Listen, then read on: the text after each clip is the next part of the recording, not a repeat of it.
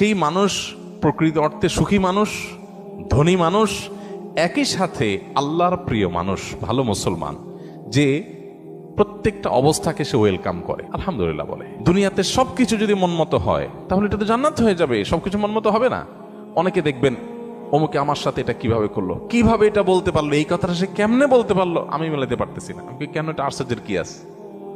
চামড়ার ঠোঁট দিয়ে সবই বলা যায়, বলছে, বোঝেন, এটা তো আমি আশা করি না। তা আপনি যা আশা করবেন সব মন মতোই যদি হয় তাহলে তো জান্নাত হয়ে যাবে।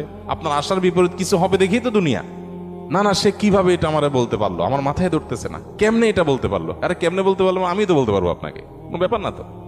সবকিছুকে ইজিলি নেওয়া, এটা হলো মানুষের দুঃখ দুর্দশা দূরের প্রধান মাধ্যম, প্রধান উপায়। কোন প্রকার বিপদ আপদ হলে আমরা ধৈর্য ধারণ করতে পারি না। ভাই, সবরটা কখন করবেন? তাহলে আপনার মনের বিরুদ্ধে হবে, চাওয়ার বিরুদ্ধে হবে, আশা যা করছেন তার উল্টাটা হবে।